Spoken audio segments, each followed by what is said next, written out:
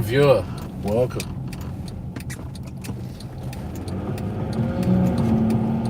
I'm going to, 6 viewers. Going to be testing the infrastructure of New Zealand. Can it handle streaming live to YouTube from my cell phone as I drive through beautiful countryside of the North Island of New Zealand today?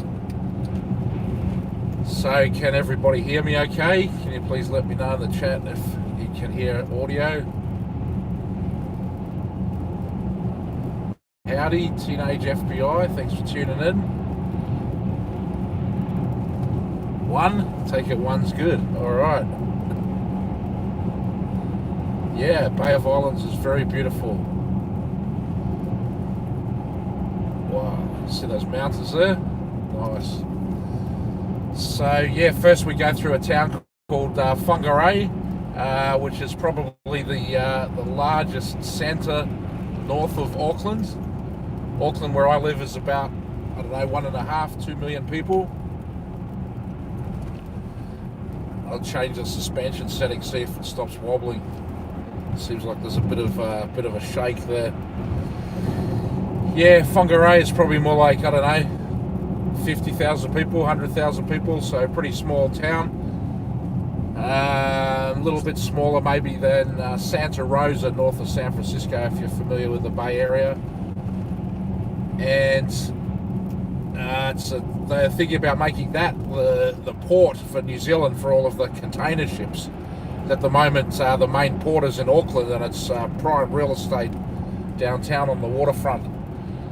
So they think that instead they'll bring all the ships into Whangarei, and then they will load the containers and stuff onto trucks and bring them through these mountains that I'm driving through now, trucks, so that land can be redeveloped and they don't have to have the ports meeting with the marine vessels of Auckland.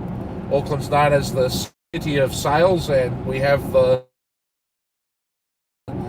highest concentration of boat ownership per capita in the world.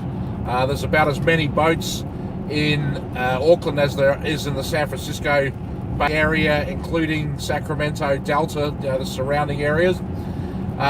Just in Auckland, even though the population is maybe, I don't know, a sixth and an eighth of that size. So yeah, very popular for boating, and we have the America's Cup coming here in 2021. So America's Cup hadn't been won. It used to be traditionally a sailing race between America and England, and America always won because they had more money and better boats. And an Australian guy called Alan Bond, he actually won the America's Cup for Australia back in the 1980s.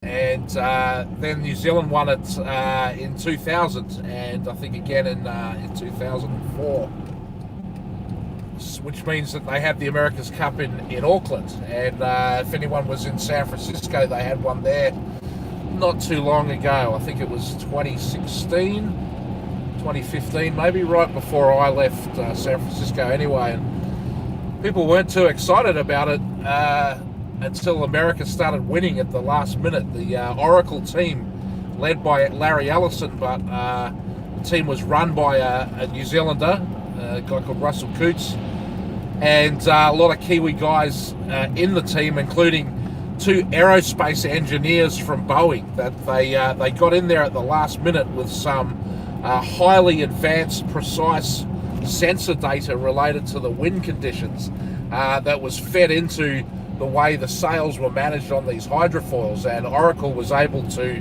outperform the New Zealand boat, and was one of the greatest comeback victories in the history of any sport at any time, if you ever saw that America's Cup race. But then Larry Ellison, he's had a bit of a falling out with these people. I think he did do an event in the Bahamas or Bermuda or something, but I don't think he's participating in the next America's Cup.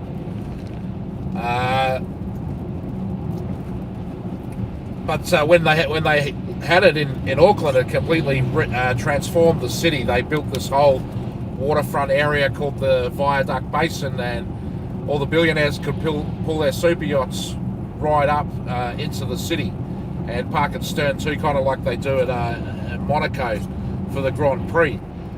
And that was obviously very exciting for a little country like this and a small city like Auckland to have, the glamour and glitz of Monaco's super yachts showing up here. I remember seeing Bill Gates's yacht, and there were two much larger yachts parked on either side of it, and the two larger yachts were the brothers that owned Amway, which I think their name's DeVos. I don't know if they're related to Betsy DeVos, the education secretary, who is apparently Eric Prince's secretary. Eric Prince from Blackwater Academy XE, now part of Constellus Holdings. The guy behind the Robot Hearts art car at Burning Man, if you've ever been to Burning Man, he's the main dude in charge of that private mercenary army right now. How's it going, people in the audience, in the chat? Still hearing me okay?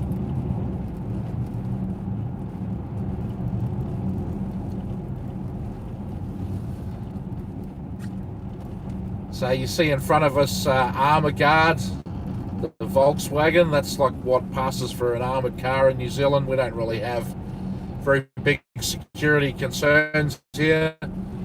A lot of islands, people can do something bad. They can steal some stuff, but where are they going to go? They're on the island. They can't get off the island. So we find them.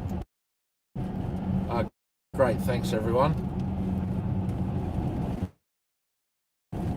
So the cops are pretty onto it here. Up until the recent Christchurch shooting, the police, that's part of the that they did in Australia after the Port Arthur massacre. Because I was in Australia when that happened, and they shut down handguns and they shut down rifles, and like that's it. We're going to end private gun ownership in Australia. They had this amnesty.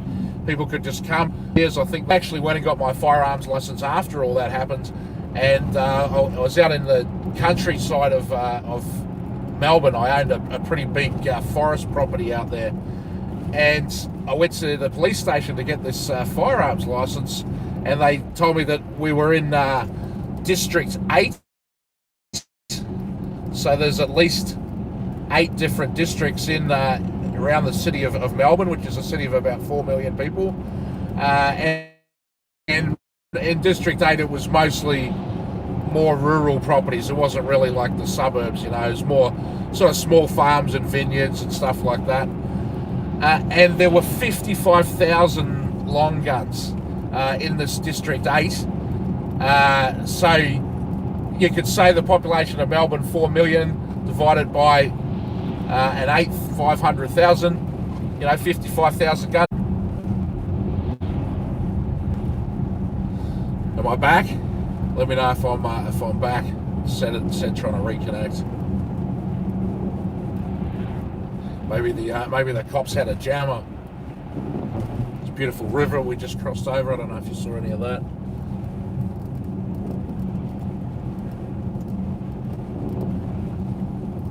So it's winter time down here. It's still pretty nice.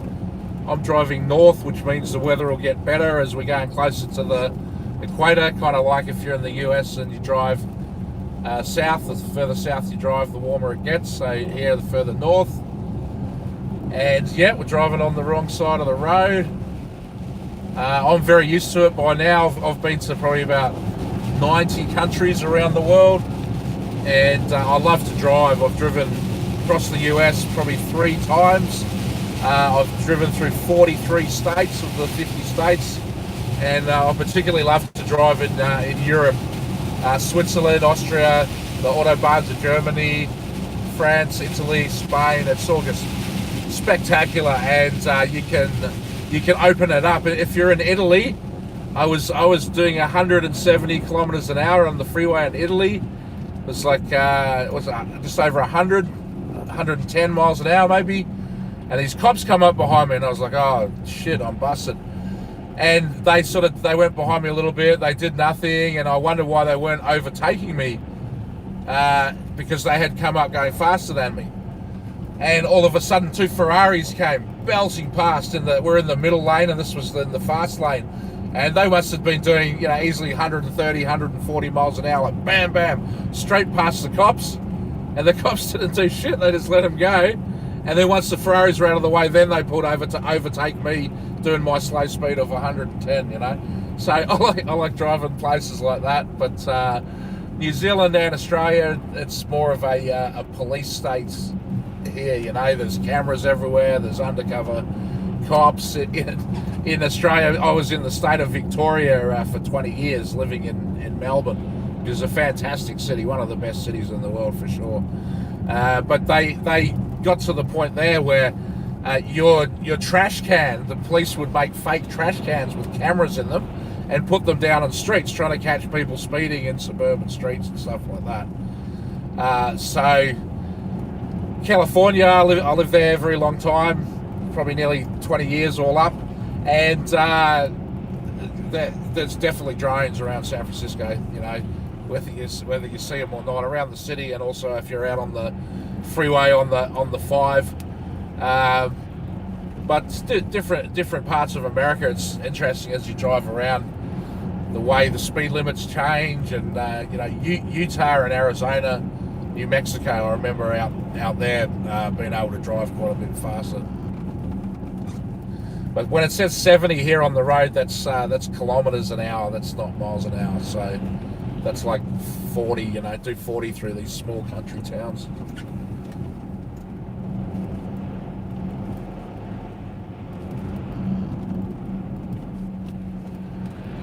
So this place that I'm headed to, the Bay of Islands, Paihia and Waitangi.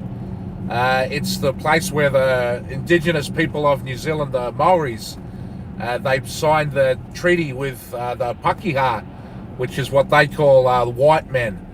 I believe if you're only allowed to say Fredo if you're Italian, then you're only allowed to say cracker if you're white. And you also should be allowed to say Pakeha if you're white, which I think that means like white devil or pale-faced ghost or something like that. But they signed this thing called the Treaty of Waitangi, and early February, it's a national holiday.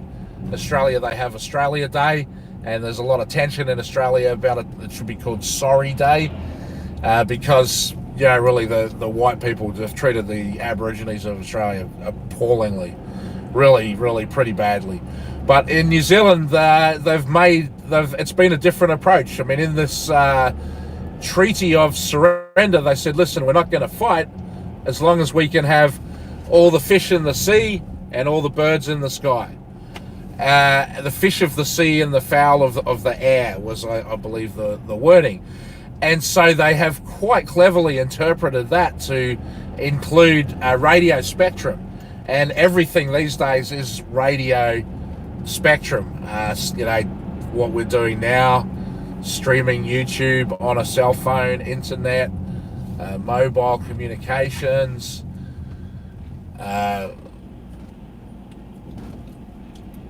just your regular old radio stations, TV stations, whatever.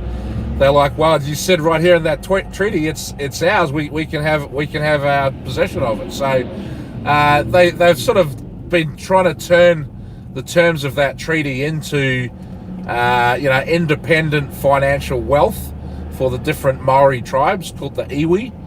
And there's quite a lot of effort at integration going on in this country between the white people and the Maori people, which is interesting to me. I live in Auckland now, but I grew up in Wellington, which is the capital city, and just like Sacramento or Albany or Canberra, they're all like much smaller than the big cities around them, these capitals. And Wellington's like that the same. It's now about 400,000 people.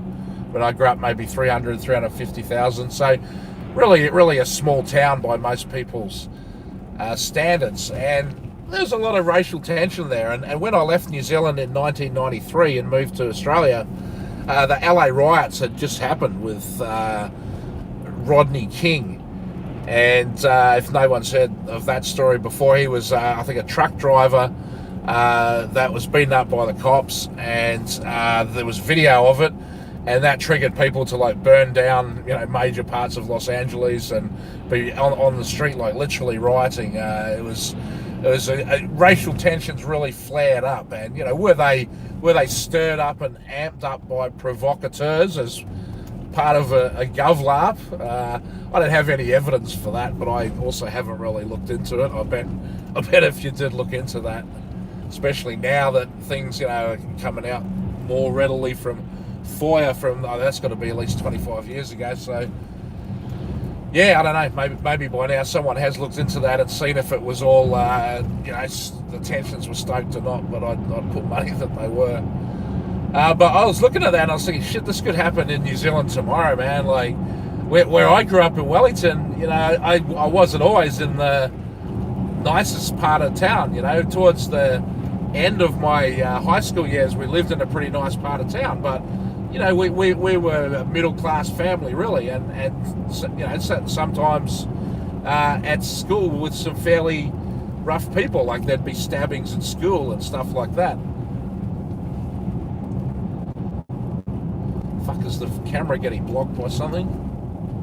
That sucks. I don't know what that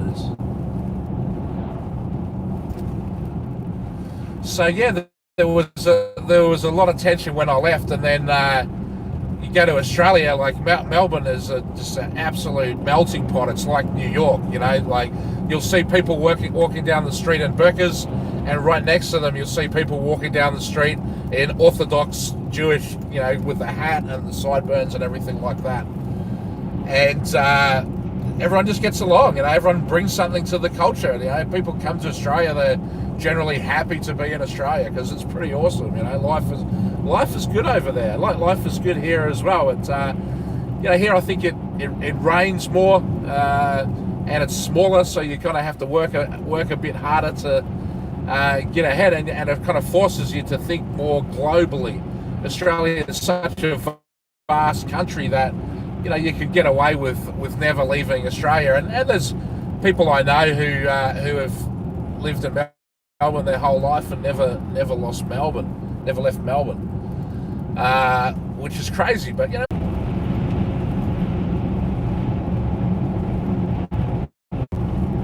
okay, are we back? Just driving through the hills there.